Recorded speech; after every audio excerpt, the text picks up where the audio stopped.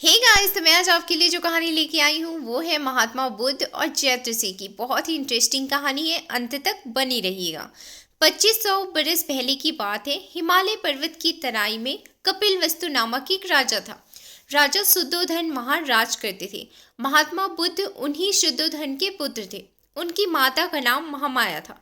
महात्मा जी पहले सिद्धार्थ और गौतम के नाम से प्रसिद्ध थे। राजा शुद्धोधन की इच्छा थी कि हमारे पुत्र भी हमारे समान ही बलवान हिम्मतवर हों, इसलिए और राजकुमारों के समान सिद्धार्थ को भी युद्ध विद्या की शिक्षा दी जाती थी।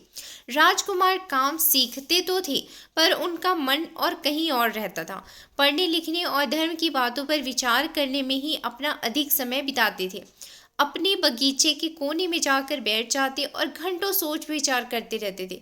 वे सदा यही सोचा करते थे, संसार में जहाँ देखो वहीं दुख का राज्य है। सुख तो आदमी केवल कहने भर को जानते हैं।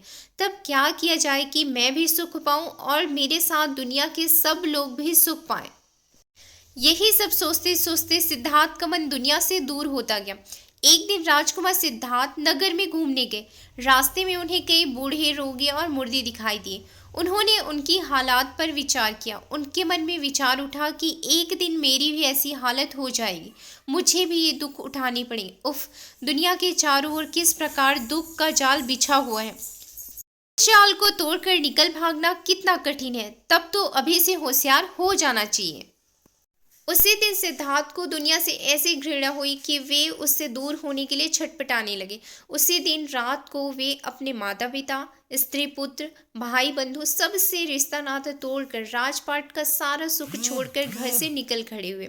रास्ते में उन्होंने अपने सुंदर रेशमी कपड़े का त्याग कर दिया, गेरुचे कपड़े पहन लिए। सिद्धार्थ खास से सन्यासी बन बैठे। उसी समय उनकी उम्र केवल 30 बरस की थी। सिद्धार्थ पहले पटना पहुंचे और पास ही के एक गांव में विद्वान ब्राह्मणों के पास कुछ दिन तक धर्म की पुस्तकें पढ़ते रहे, पर मन को शांति ना मिली। तब वे गया के घने जंगल में चले गए। वहां 6 बरस तक बड़े बड़े कष्ट सहकर तप और ध्यान में लगे रहे। शरीर सुख कर कांटा हो गया, पर चित्त को शांति ना मिली। एक दिन विचार करते करते उन्हें एहसास हुआ कि शांति से जीवन बिताने, सब पर दया प्रेम करने से ही आदमी सुखी हो सकता है। मनुष्य के दुख का कारण केवल इच्छा ही है, इसलिए इच्छा को ही मारना चाहिए। इस बात का एहसास होते ही सिद्धार्थ को बड़ी शांति मिली। तभी से वे महात्मा बुद्ध के नाम से प्रसिद्ध हुए। इसके बाद महात्मा बुद्ध ने अपने विचार लोगों को सुनाने शुरू किए। लोगों ने उनकी बातों को सुना और बहुत पसंद किया। लाखों आदमी उनके शिष्य बन गए। उनके शिष्य बौद्ध और उसके विचारक बौद्ध धर्म के नाम से प्रसिद्ध हुए। एक दिन महात्मा जी अपने शिष्यों को उपदेश दे रहे थे। उसी समय उनके पास एक सुंदर युवक आया। उसने हाथ जोड़कर महात्मा जी को प्रणाम किया और फिर उनसे कहा, भगवान, संसार से मेरा मन उब गया है। लोग जिसे सुख कहते हैं उसे मैं दुख समझता हूँ। राजपाट, धन दौलत, ये सब जंजाल ही तो है। अब मेरी इच्छा है कि मैं सन्यासी हो जाऊं, आपकी सेवा में रहूं और भगवान का भजन कर जीवन के बाकी दिन बिताऊं। कृपा कर आप मुझे अपना शिष्य बना लीजिए। मैं बहुत दूर देश से आ रहा हूँ। कच्चम देश का राजकुमार हूँ। जेत्र सिंह मेरा नाम है। महात्मा बुद्ध ने उसे जवाब दिया, तुम्हारा विचार तो ठीक है, पर अभी तुम मेरे शिष्य होने योग्य नहीं हो। मैं तुम्हें अपना शिष्य अभी नहीं बना सकता हूँ। इस पर जैत्र सिंह ने घबरा कर उनसे पूछा, भगवान, यह आप क्या कह रहे हैं? मैं बड़ी आशा से आपकी सेवा में आया हूँ, मुझे निराश ना कीजिए। बताइए मुझे क्या करना पड़ेगा जिससे मैं आपका शिष्य बन सकता हूँ। महात्मा जी मुस्कुराकर बोले, अच्छा सुनो, सन्यासी बनकर सुखी होने के लिए आदमी में ऊंचे गुण होने चाहिए। ईर्ष्या, बुराई और घृणा से बचना चाहिए। देखो, तुम्हारे पिता के दरबार में तुम्हारा एक मित्र था। दरबार में एक आदमी आया और वह तुम्हारे मित्र से मेल जोल बढ़ाने लगा। तुम यह बात बर्दाश्त न कर सके। तुमने उससे घृणा की और बेचारे को अपने मित्र से मित्रता न करने दी। सोचो तो, वह आदमी तुम्हारे मित्र से प्रेम बढ़ा रहा था। इसमें तुम्हारी क्या आनी थी। बेचारा दुखित होकर चला गया। अब वह तुमसे घृणा करता है। दूसरी बात सुनो, एक बार तुम अपनी स्त्री पर जरा सी बात पर बिगड़ उठे, बेचारी कितना रोई गिड़गिड़ाई, पर तुम ना पसीजे। तुमने उसे घर से निकाल कर ही चैन लिया। अब वह तुमसे दुखी रहती है और घृणा करती है। अब जो आदमी आदमी से घृणा करता है उसे प्यार नहीं कर सकता। वह सन्यासी बनकर कैसे सुखी रह सकता है, बताओ भला। जैत्र सिंह ने सर झुका लिया और पिता के राज्य में लौट गया। जैत्र सिंह के पिता की मृत्यु हो चुकी थी। लोगों ने जैत्र सिंह का धूमधाम से राजा बनाया। जैत्र सिंह राजा बनकर प्रेम से प्रजा का पालन करने लगा। प्रजा भी उसे खूब चाहने लगी। जैत्र सिंह को बुद्ध देव की बातें लग गई थी। अब उसने अपनी गलतियों को सुधारने का इरादा किया। पहले तो उसने उस आदमी को बुलाया, फिर अपने अपराध की क्षमा मांगी, उसे एक सुंदर महल रहने के लिए दिया और अपने मित्र से उसकी मित्रता करा दी। फिर जैत्र सिंह ने अपनी रानी को भी बुलवा लिया और उसे बड़े प्रेम तथा आदर से अपने पास रखा।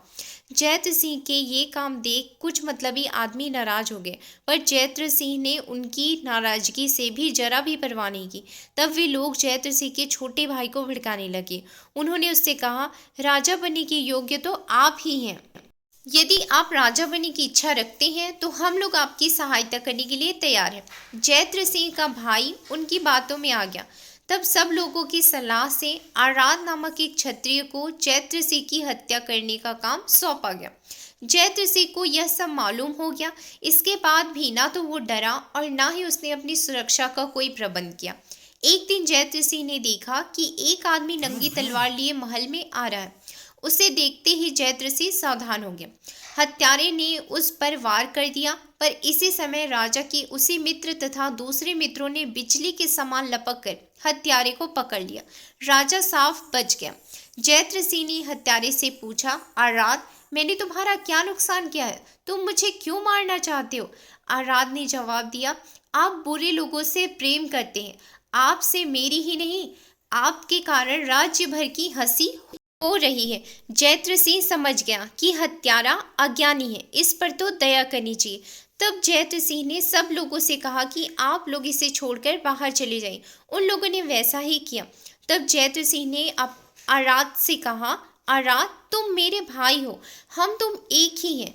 तुम्हारे अपराध पर मुझे कुछ रंज नहीं, बोलो क्या चाहते हो। यह सुनकर आराध रोने लगा और राजा के पैरों पर गिरकर बोला, महाराज, मैं पापी हूँ, मेरा अपराध क्षमा कीजिए। जैत्र सिंह ने उसे उठाकर गले लगा लिया। यदि जैत्र सिंह ने आराध पर नाराजगी और घृणा की होती तो वह अपनी करनी पर इस प्रकार दुखी ना होता। उल्टा वह हमेशा के लिए राजा का शत्रु बन बैठता। घृणा का व्यवहार ही बुरा होता है। उसने कब कौन सुखी हुआ है। उसी दिन जैत्र सिंह ने राज्य छोड़कर बुद्ध देव की शरण ले ली। जब वे भगवान बुद्ध के पास गए तो महात्मा ने उनके सभी कार्यों को और उनमें आए परिवर्तन को देखते हुए उन्हें स्वीकार कर लिया अपने शिष्य के रूप में। हे गाइस, हमें इस कहानी से ये शिक्षा मिलती है कि कभी भी किसी से घृणा नहीं करनी चाहिए। हमेशा अपराध से घृणा करनी चाहिए, ना कि अपराधी से। और अपराध तभी होता है जब मनुष्य की परिस्थिति खराब होती है। तो इसलिए कभी भी किसी से भी घृणा ना करें, बल्कि उसे उसकी गलती सुधारने का मौका दें। हे गाइस, ऐसे और वीडियो के लिए like, subscribe and share. Thank you.